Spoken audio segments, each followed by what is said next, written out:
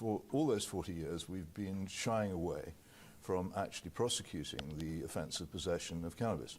And the reason why there is so much cannabis consumed in this country now is that we have embarked, informally and without announcing it, on the biggest decriminalisation project in the Western world, far bigger than that in the Netherlands, far bigger than that in Lisbon. Can I ask which is you often for no. some evidence I let on you that? finish.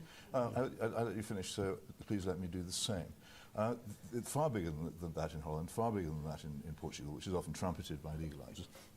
The evidence which you seek actually is in the figures on prosecution, particularly in the invention by the police without consulting Parliament in the past few years of something called the cannabis warning, by which if they even do bother to catch anybody in possession of cannabis, they let them off. This is the state of the law. There is no serious attempt made to suppress. Right. No, I really do think I need equal time here.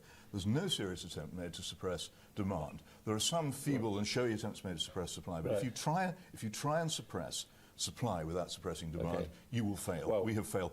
The reason why we have an enormous cannabis industry, probably our most successful branch of agriculture in this country is cannabis farming, is because there is such a huge demand for it in this country, unsuppressed by law. A lot of assertions there. The police, of course, did give us that statement talking about how they respond to what the police have been prominent in campaigning against enforcing the law. Picture as presented No, because the facts, by Peter are, of if law you look enforcement. at the British Crime Survey over the past 5 or 6 years, the level of cannabis use has actually gone down in this country. Well, how would you measure the use of a drug whose possession is illegal? You can't do that. I mean, where would this come from? The British Crime Survey is an opinion poll, which in any case ignores people, I think, below the age of 15.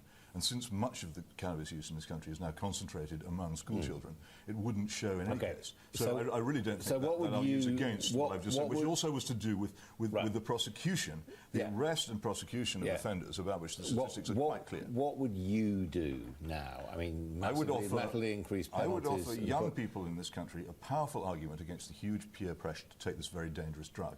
It is extremely dangerous in all its forms. Which is condign punishment. It's a grave. Well, it is deterrence. You don't need to punish people if you're deterring effectively in any numbers. You simply say, here is the penalty. We will catch you if you do it. We'll enforce it. We'll give you one warning, and after that we'll hit you hard. You're worried about the use of skunk. Do you think that would help? With respect, we have been following the same policy for 25 years, putting people in prison, whatever other forms of deterrent, and it's just doesn't seem to have worked. I'm sorry, I must now challenge you. What is the factual basis on which you make that? Well, people have gone to prison for drug possession. How many people are in prison for One in three people in prison in the UK have a drug problem. A drug problem, I think per year it's over 20,000 people, if I could finish, are in prison because of cannabis-related offences. I think from a scientific viewpoint, the use of cannabis is a health issue. I'm concerned about the mental health effects of these drugs, and I'm also concerned about the medicinal use. Yeah, I mean, this is straightforward misuse of statistics. There is almost nobody in prison in this country for simple possession of drugs.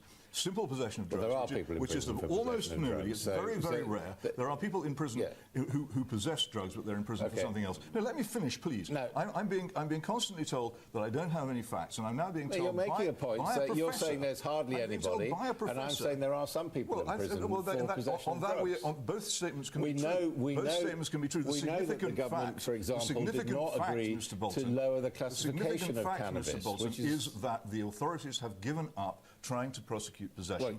That has caused a huge increase in the use of this drug. That's not what the authorities say they're doing. Well, it may not be what they say, but all you need to do is to examine, as I have done in my book, the performance of the authorities, the levels of prosecution, and the penalties. I do just want to ask what I'm saying, Professor Curran. I can't speak without being interrupted on this matter. Well, I cannot speak without being interrupted. Well, I think you made your point. I hope so, but only despite being I do want to ask Professor Curran one other point, which I thought was interesting in what she told us when we were preparing this item, is you think one of the consequences of the criminalisation is that we're not actually getting the benefits in pharmacological terms of what you regard as a highly interesting It's a very interesting plant with 100 different ingredients. THC, the addictive, harmful part, is only one of those ingredients. We're now doing research all over the world on the medicinal use of cannabis. 20 states in the US are using medicinal cannabis. It's a potential pharmacopoeia.